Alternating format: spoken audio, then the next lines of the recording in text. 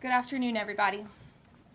President Trump campaigned on the promise to secure our homeland and deport violent alien criminals from our communities. That is why the American people overwhelmingly reelected him back to this office, and it's why the American people defeated the Democrat Party in devastating fashion. Today, we have officially learned Democrat officials still refuse to accept the will of the American people. Maryland Democrat Senator Chris Van Hollen rushed to Dulles Airport this morning to fly to El Salvador, potentially using taxpayer dollars, to demand the release of deported, illegal, alien MS-13 terrorists. The Democrats and the media in this room have continually and wrongly labeled Kilmar Abrego Garcia as a Maryland father. There is no Maryland father. Let me reiterate. Kilmar Abrego Garcia is an illegal alien, MS-13 gang member and foreign terrorist who was deported back to his home country. And when Kilmar Abrego Garcia was originally arrested, he was wearing a sweatshirt with rolls of money covering the ears, mouth, and eyes of presidents on various currency denominations. This is a known MS-13 gang symbol of hear no evil, speak no evil, see no evil. Abrego Garcia was also arrested with two other well-known members of the vicious MS-13 gang.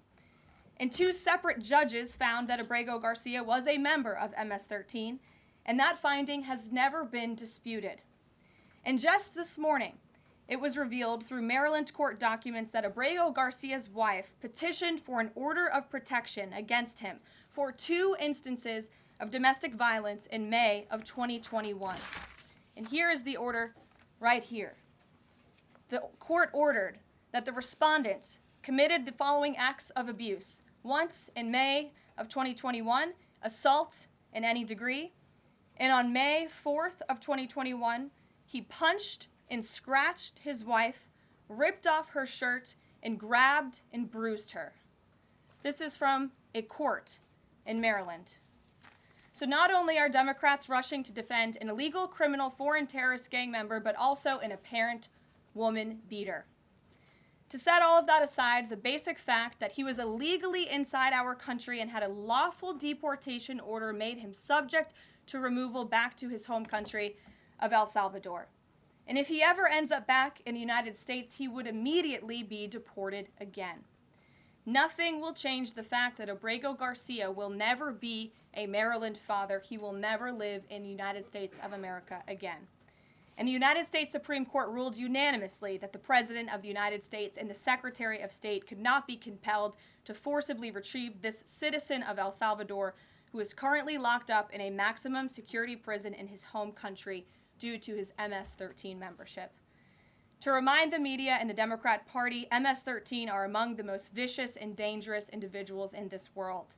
They pose a direct threat to the United States, El Salvador, and any other country who maintains basic law and order. MS-13 rapes innocent girls and women, runs sex trafficking operations, murders for sport, and terrorizes law-abiding people.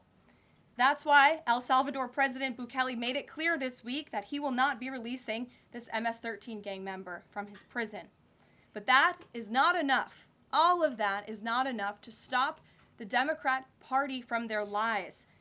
The number one issue they are focused on right now is bringing back this illegal alien terrorist to America.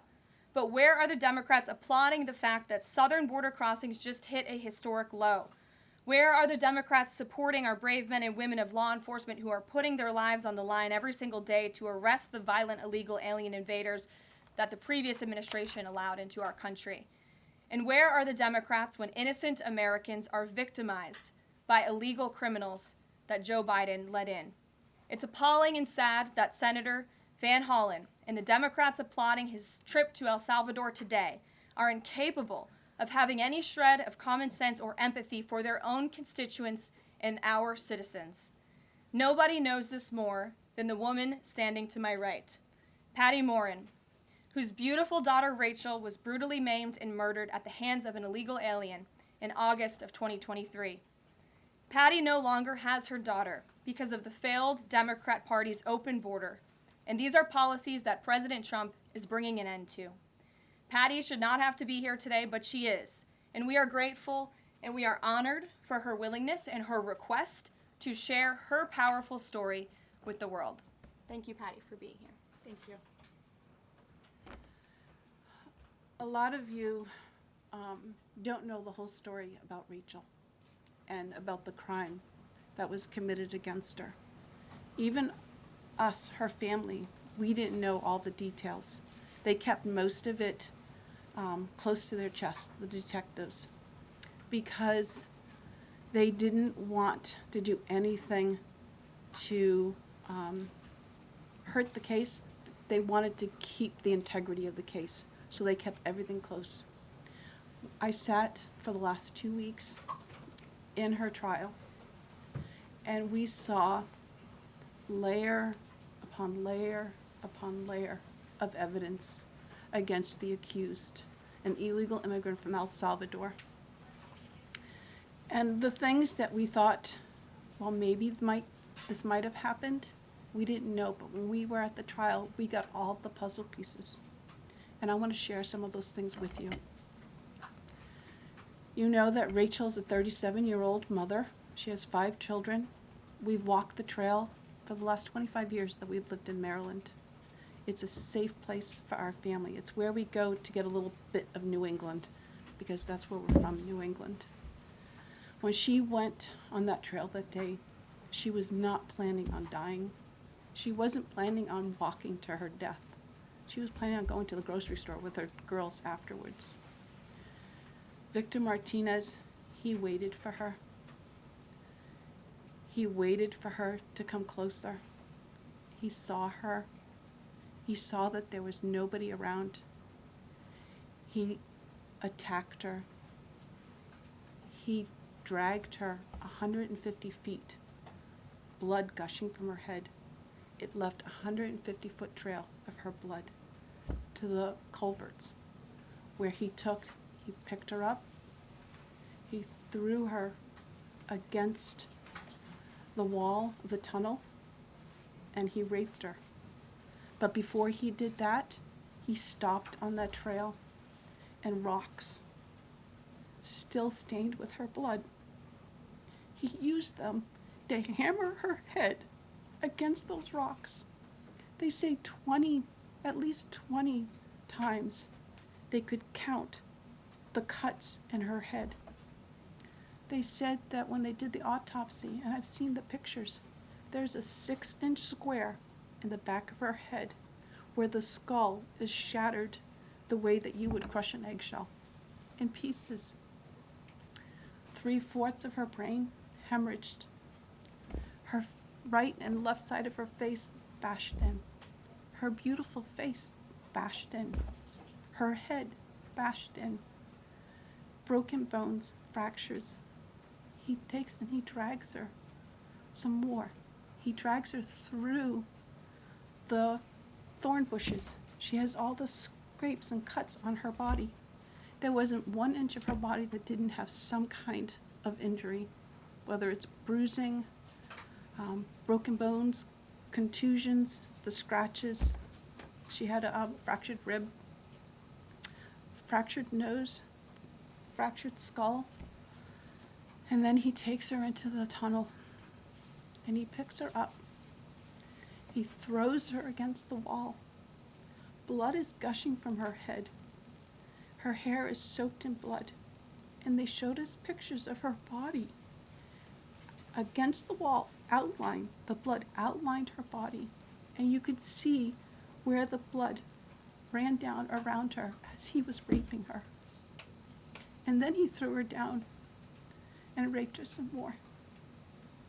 And then he strangled her because he didn't want her to be able to live to tell the story.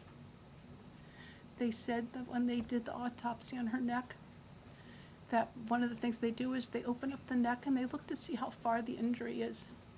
And they went all the way down as far as an injury is possible, hemorrhaging in the muscles, because of how strong and violent the group was around her. These are the kind of people that have no compulsion. Like, to them, this is nothing. And when he was sitting in the courtroom, he actually looked like he thought he was going to be set free. There was no remorse on his face at all. This person took my daughter so violently and so gruesomely and so graphically that they sealed the pictures, because I don't want my granddaughters to see these pictures. These are the kind of criminals President Trump wants to remove from our country. These are the kind of criminals that we need to remove from our country.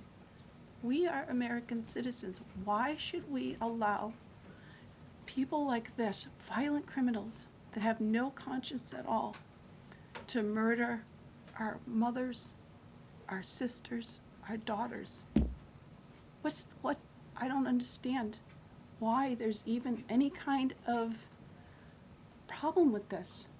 And it's not that it's political, like the left or the right, although I understand different parties have used it in the past. But we have to look at it as we are American citizens. We need to protect our families, our borders, our children. I don't care about politics. Well, I do, but I want to preserve life. And that's the only reason why I have taken and spoken about Rachel all this time. If you're a mother here in the room, can you imagine standing there alive? You're alive, and someone comes and puts their hands into your chest and rips out your heart? That's what it feels like. It feels like a part of you is being ripped out of you. You can't even describe the pain.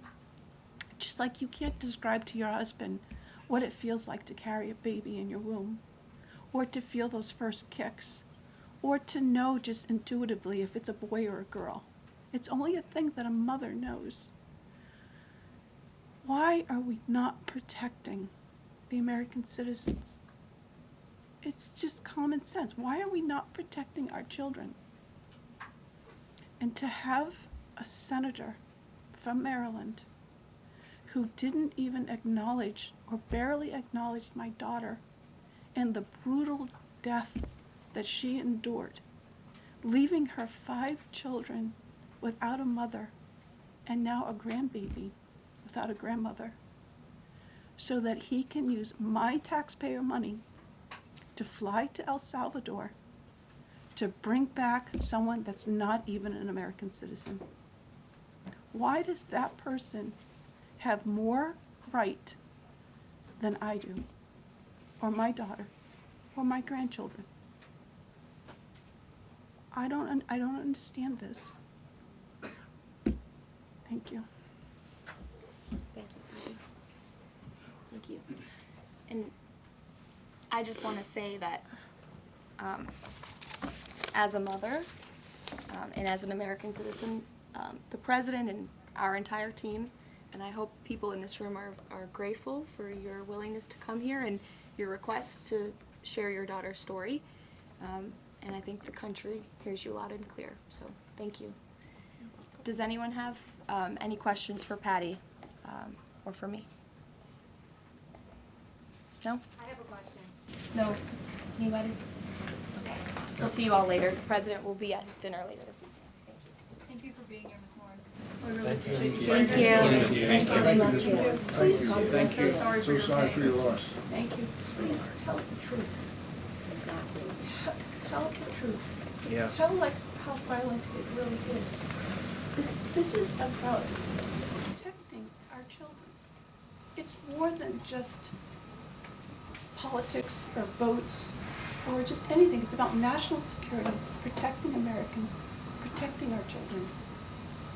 Thank you. And thank you for listening. Thank you. Thank you. Oh, I'm gonna go cry.